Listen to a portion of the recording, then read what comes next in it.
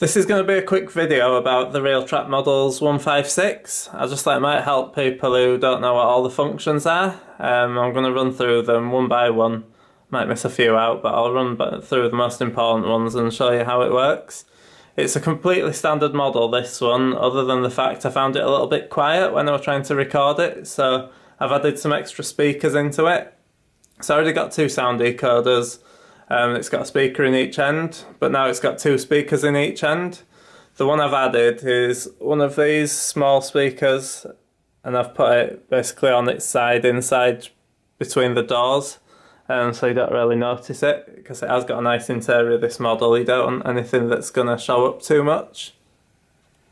Once I've shown you the functions, I'll run the model round at the end so you can see it working. F0 controls the lights, which I've already got on. F1 turns the sound on. You've got a sound decoder in each end.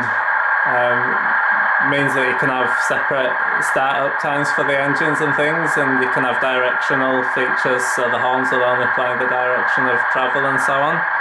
So that's quite a nice feature about it. You've got playable horns,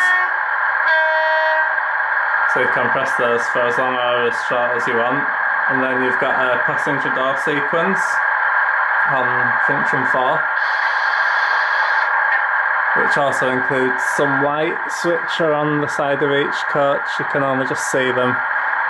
When I turn that function off, the light will go back off if you keep an eye out. And there you go. So that's quite a realistic sequence as well. On function 5 you've got brake dump.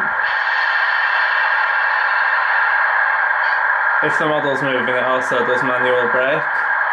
And then function 6, you've got the driver's door, open and close. Function 7 speeds up the compressor.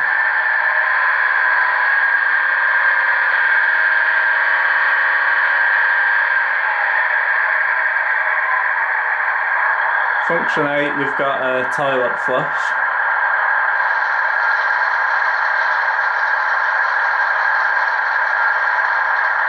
And on function 9 you've got flange squeal. I'll have to demonstrate that whilst it's moving. Function 10 is the dispatch whistle. And then function 11 is the sound that you get when the guard and driver are communicating.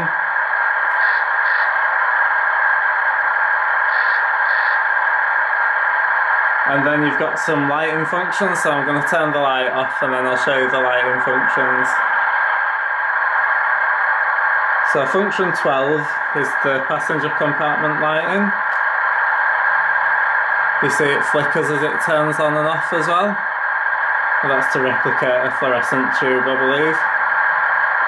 And then you've got the destination indicator, which can be turned on and off. So it's quite subtle, but if you just look here, it illuminates. It just does that in the direction of travel, so the back of it isn't lit, only the front.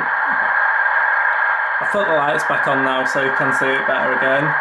Function 16 and 17 are both different station announcements. Both have a different destination. Both of these ones are Scottish because it's a Scottish unit.